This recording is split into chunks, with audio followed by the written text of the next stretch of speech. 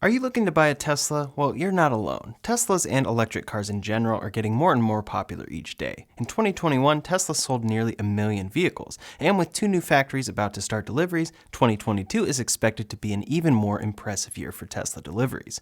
Buying a Tesla, though, isn't like buying a typical car. Instead of going to a dealership, you order online. You can look at Tesla's cars in a store or do a test drive, but especially right now, there aren't cars in inventory available for you to drive away with. Instead, you order, wait a few months, and then take delivery, which leads to a number of differences you'll want to keep in mind when buying. Today I'm going to break down the common mistakes you'll want to avoid when buying a Tesla, so let's get into it. And a special thanks to NordVPN for sponsoring this video. The first mistake when buying a Tesla is the one that impacts cost the most: buying the right range. This can come in 2 different ways: buying too much or too little. Let's start off with talking about buying too much range. For many, when getting into an electric vehicle for the first time, they'll want to match the range of their gasoline vehicle. Sometimes this ends up putting them above 400 miles, and for Tesla that brings you immediately to their most expensive model, the Model S. The EPA estimated range on the long-range Model S with normal wheels is 405 miles, but you have to pay $94,990 to get that car. This points to a big difference between electric and gasoline cars. If you had to fill up your car with gasoline each day, that would get frustrating. However, if you have charging set up at home, filling up your electric car each day is not an issue. When it comes down to it, the average miles driven by someone in the United States is 40 per day. In this case, you could, in theory, go about 10 days without recharging your Model S, but electric cars operate differently than this in practice. Charging your electric car each night at home, like you would a smartphone, is actually best practice,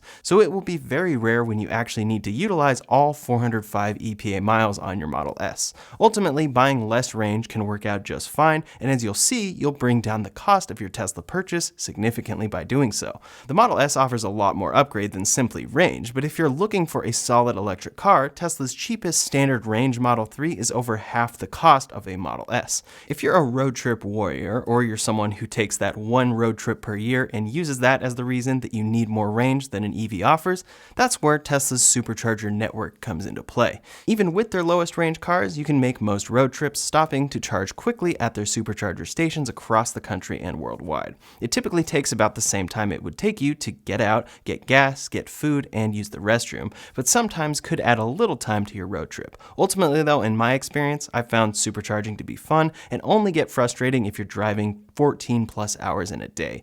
The supercharger network is a huge part of what makes Tesla's lower range vehicles still make sense for any customer. That brings us to the second mistake to avoid when buying a Tesla: buying too little range. Tesla quotes an EPA estimated range of 272 miles for the standard range Model 3 with stock wheels. As I've been mentioning, the average American drives about 40 miles a day, and if they can charge at home, this range will more than suffice. If you can't charge at home, you'll last around 6 or more days in the real world before needing to charge.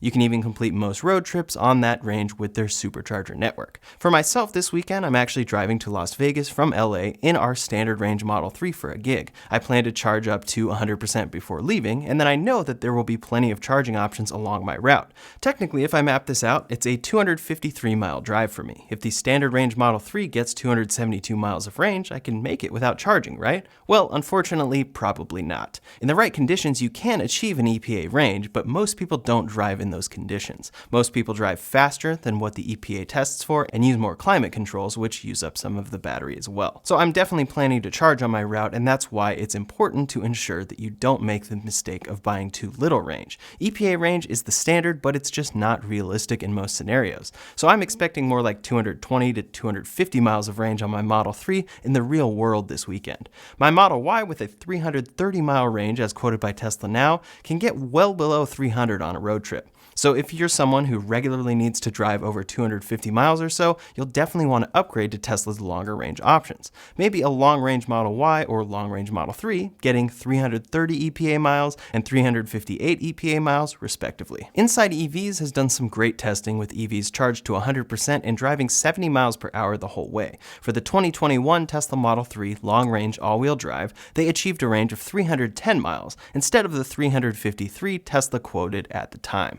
310 miles is still great, but it really shows how much less it can be than what the EPA says. That's about a 12.2% decrease, and I personally always account for this much no matter what Tesla I drive. Their 2020 2020 Model Y test shows a decrease from 316 miles of an EPA range at the time to 276 miles in the real world, a 12.7% decrease from what the EPA quotes. There's a balance to strike here because more range equals more batteries, which equals more cost. It also adds weight to the car. So you don't want to pay extra for range that you don't actually ever need, but you also don't want to end up stuck with a car that you find yourself having to charge at superchargers more than you expected because it gets around 12% less than the quoted range in the real world.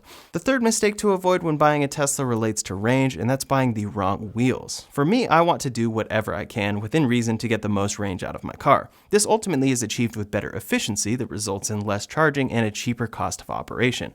In theory, it should extend the life of the battery as well. Tesla sells a few wheel options for their cars, but what you'll notice is that with all of them, they decrease range when you upgrade. They also result in worse ride quality. In my Tesla Model Y, my biggest complaint is the ride quality, and the smaller the wheels you buy, the bigger the tire and the better the ride quality. This is why I always buy the stock wheels Tesla sells. They ride better and get more range. For example, these are EPA ranges, which we already know aren't the same in the real world, but for the Model 3 standard range, it goes from 272 miles to 267 miles of range when upgrading to larger wheels. That's only a 5-mile difference, but the long-range all-wheel drive Model 3 goes from 358 to 334 miles of range when you upgrade wheels. So you pay $1,500 more for the looks and handling of those wheels, but end up with 24 miles less range and a bumpier ride. In the Model Y long range, the range is 330 miles and goes down to 318, 12 less with the 20-inch wheels. In the Model S, it drops from 405 miles of range to 375 miles of range, 30 less when you upgrade there, and the Plaid model is even more significant, dropping 48 miles when you upgrade wheels. Lastly, the Model X goes from 351 miles to 332 miles, 19 less when upgrading those wheels. For me, this is a no-brainer. Upgrading Tesla wheels always decreases ride quality and range, sometimes significantly, so I would always buy the stock wheels. However, I do totally understand if looks and wheel handling are more important to you than these things. It's just important to know this ahead of time, and if you're willing to take that decreased range in favor of better looking and handling wheels, absolutely go for it. Before we go any further, I'd like to thank today's sponsor, NordVPN. NordVPN is the fastest VPN out there, with over 5,300 servers in 59 countries and support for up to 6 devices per account. A VPN, or virtual private network, encrypts your internet traffic and hides your IP address and virtual location. This allows you to unblock content that is blocked in your country, like movies and games, but also boosts your online privacy, especially when connected to public Wi-Fi. They also offer 3 new products. Threat protection, included with NordVPN, is a new feature that can guard your desktop against malicious websites, malware, trackers, and intrusive ads. With threat protection enabled, you can browse the internet with peace of mind because even if you click on a malicious link and end up downloading malware, it'll be scanned and deleted automatically. With NordPass Password Manager, you also don't have to worry about remembering your passwords. It'll create secure passwords and remember them for you, and those passwords will then be available on all of your devices. Lastly, NordLocker offers encrypted cloud storage where your files are safe from snoopers and malware. To check out NordVPN for yourself, visit nordvpn.com/RyanShaw, linked below, and use the code RyanShaw for a big discount. The fourth mistake to avoid when buying a Tesla is buying full self-driving. At this point, I can't, in good faith, recommend the FSD package to anyone unless you plan on keeping this car for a very long time coming and want to heavily invest in the future of autonomy. Tesla now charges a full $12,000 for their full self-driving package, which brings a few features and promises a lot. However, the only feature it actually includes today that I find worthwhile is auto lane change, which might be worth around $1,000 to $2,000 on its own.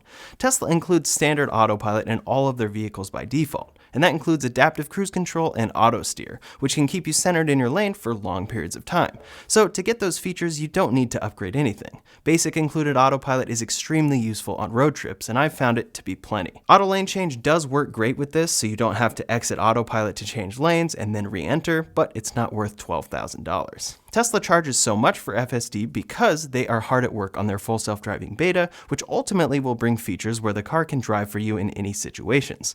If you bought the FSD package, you'll receive those updates over time. However, these features have been promised for years now, with Elon Musk claiming they'll achieve it each year, and it just never happens. There are many reasons for this, some understandable, and they've made a lot of progress, but ultimately it's just not worth purchasing for most people. It's also something you can purchase at any time before or after delivery. It's purely a software update update, and within the Tesla app after delivery, you can buy this package in 2 different ways. If you use basic autopilot and really want to buy the full self-driving package after you already have the car, you can do so from the app and it updates onto your car within minutes. There is no hardware upgrade necessary whatsoever if you buy a new Tesla. You can also opt to subscribe instead for $199 per month. I did this on my Model S for a period of time. Ultimately, with the subscription, it will take you about 60 months or 5 years before you start exceeding the cost of buying the FSD package outright at $12,000. The FSD package stays with your car and will not transfer in any way to another Tesla, so if you upgrade, you lose it. In my opinion, if you want FSD really bad, subscribing is the best option, but even that isn't worth it to me right now. The 5th mistake to avoid when buying a Tesla is putting off ordering. Teslas are in high demand, and over the past year, we've only seen their prices go up. The Model Y is up $10,000 from a year ago. When you put in an order for a car they are producing, that locks in the price that you ordered it at. Sometimes people will know that they want to buy, but just put off ordering, and ultimately this can result in you paying a higher price and waiting longer for your car. They have long lead times and prices keep going up, so if you are decided on officially wanting one, don't make the mistake of waiting to order and paying the higher price. For mistake number 5 to avoid, we have not planning ahead for charging. With your Tesla, you'll quickly be shifting away from filling up at a gas station to charging. This comes with a lot of benefits, but will add some stress if you don't plan ahead. If your car is about to die in the first week of ownership and you don't have anywhere to charge, it definitely will not be fun. If you're charging at home, I've found that some people can actually get by, especially initially, by using the standard wall outlet charger Tesla includes. It takes a long time, sometimes 24 plus hours, but if you just plug in whenever you're home, you can sometimes get by. If you drive more frequently though, like me, this won't be enough. I personally installed a NEMA 1450 outlet for pretty cheap, and at the place I live now, I use a device from SplitVolt. This device safely plugs into a NEMA 1430 dryer outlet at my current house and allows me to keep my dryer and EV charger plugged into that same box. It safely switches between the two when using one or the other, and allowed me to buy this box and install it myself rather than rewiring anything. I can charge up overnight with no issue and use my energy company's off-peak hours. If you live in an apartment or place where you can't reach your car with a charger, you'll want to plan ahead by talking to your landlord, and if there's no home solution for you, you'll want to know where your Tesla superchargers as well as city EV chargers are nearby. Tesla has a supercharger network you can check out for chargers near you, and you can also look ahead at road trips you plan to take or regularly take and make sure there are superchargers that will have you covered. Then there are great websites like PlugShare where you can see all available stations of varying speeds in your area.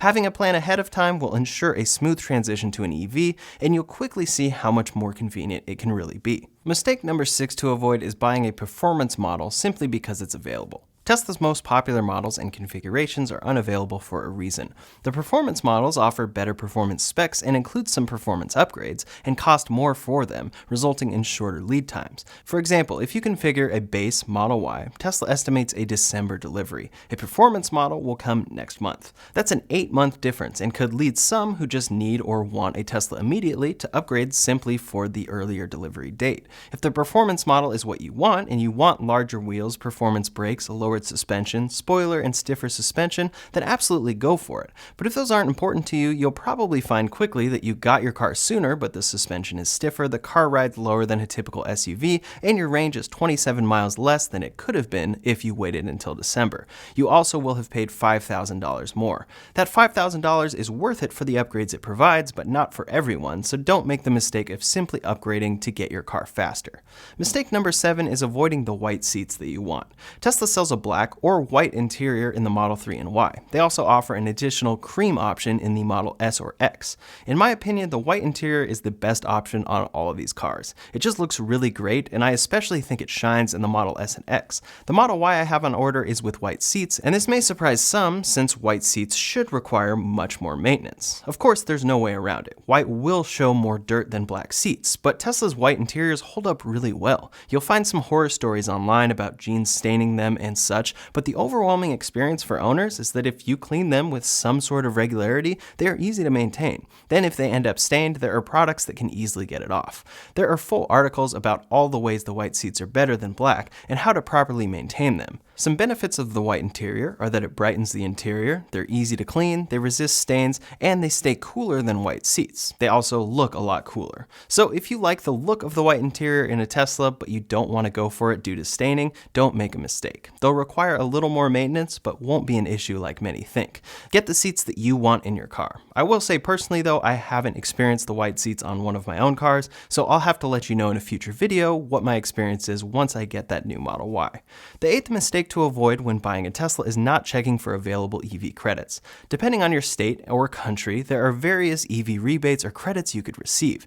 This could help reduce the cost of your purchase, and I'm consistently surprised by how few people actually know what rebates they qualify for. Certain programs have disappeared, and a national EV credit for Teslas still isn't there, but you can look up rebates for your area or state. For example, my power company gave me $1,000 for going electric. Make sure you aren't leaving money on the table, and check for what rebates you may qualify for ahead of time. The ninth mistake to avoid when buying a Tesla is not inspecting the car on delivery. Tesla makes great vehicles, but they are a newer company and are still going through growing pains with quality control. Overall, quality has gotten far better than before, but cars still get delivered with small issues here and there. I have a video about the issues I had on my Model Y linked below, as well as my 2021 Plaid Model S linked below. Each car I've received from Tesla came with small fit and finish issues, and I was sure to inspect these and have them noted by Tesla at delivery. That way, when I take the car into a service appointment, these fixes are 100% covered by Tesla, as they were problems with the car at delivery from Tesla. They were not issues that happened after I drove the car.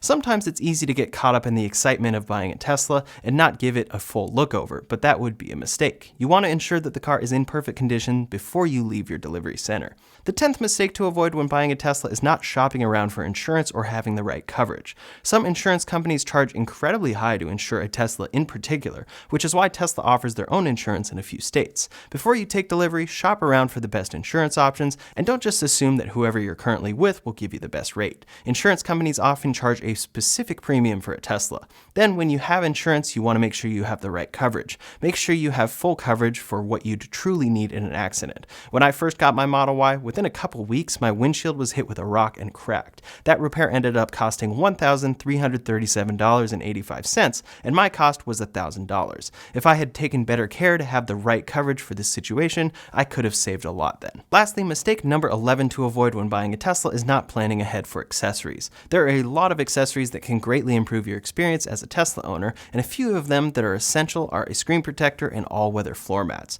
There are also great storage optimization accessories for the Model Y that make great use of extra space in the car, like the space under the front seats. I have a full video of the best accessories for the Tesla Model 3 and Y, and that's linked up here or in the description below. Additionally, my favorite accessories are all linked in the description below. As you can see, buying a Tesla is quite different than buying a typical car, but overall, most people find it to be worth it. I know that I definitely have, but I also know many mistakes to avoid when buying a future Tesla. I hope this was helpful for you if you're in the market for a Tesla, and if you're looking to buy a Model 3, you can check out my full review of that car linked up here or in the description below. I'll also link my reviews of all of Tesla's cars below. Thanks so much for watching, and I'll see you on the next one.